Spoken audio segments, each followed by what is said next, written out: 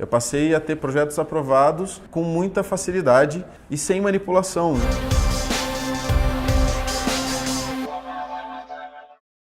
Olá, Vitor Guerra, pela Forja Criativa. Hoje eu queria falar sobre o Somebody Love, aquelas histórias esfarrapadas que a gente inventa para tentar justificar o projeto. Eu lembro que eu estava na universidade de design. Natural que um monte de jovens inexperientes que não sabem exatamente o que estão fazendo e o que querem fazer e têm problemas para resolver, tentem salvar seus pescoços, né? E eu lembro que a gente fazia um monte de projeto, tinha que entregar.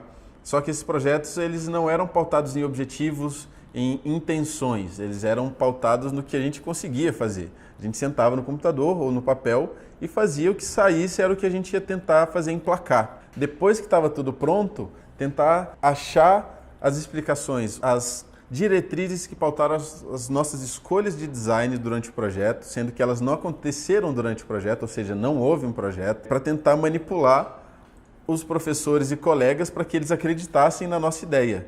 E era generalizado, assim, vários alunos usando o Somebody Love. O design, ele é um processo criativo, objetivo, estratégico. Para fazer design, você tem que ter objetivos, você tem que saber qual problema você está resolvendo, você tem que entender qual situação você é necessário nascer, ou seja, qual situação é indesejada e qual situação é desejável. E essas são as diretrizes que você vai usar para tomar as decisões de design, para criar boas soluções de design.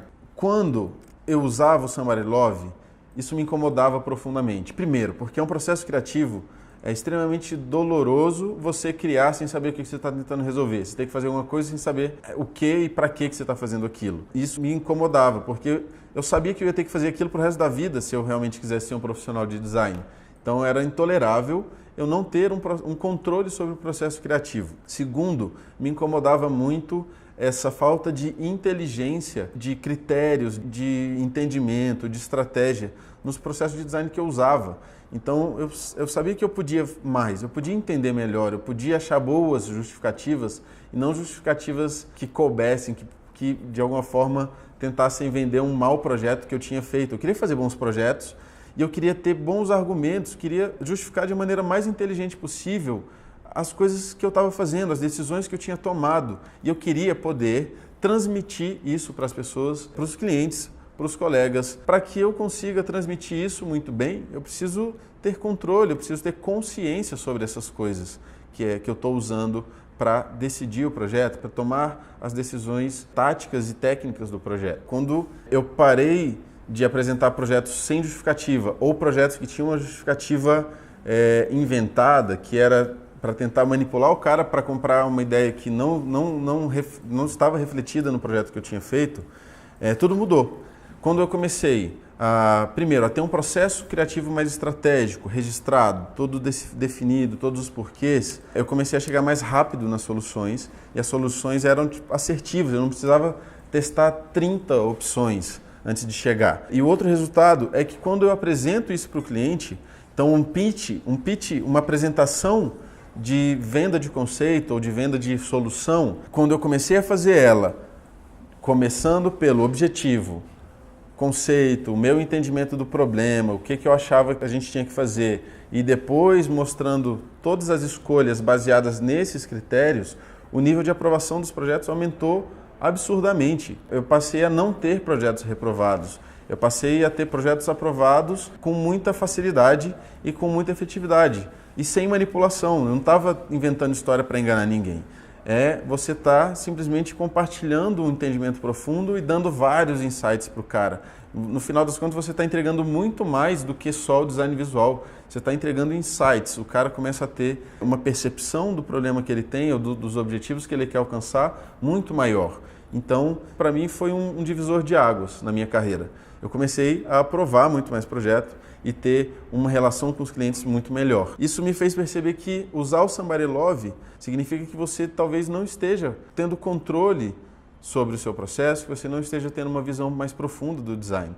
Eu digo isso, é o que aconteceu comigo, e que acontece toda vez que eu tenho um mau processo e no final eu tenho que achar justificativas para explicar isso para as pessoas. Que você necessariamente vai ser menos valorizado pelos seus clientes e pelos seus colegas. Quando alguém te perguntar o porquê, ele vai perceber que é um Somebody Love, ou você vai dar respostas subjetivas, porque é legal, porque isso aqui é tendência, porque eu estava fazendo, aí eu achei isso aqui e né? Bacana, então foi por isso que eu escolhi. Isso é infantil.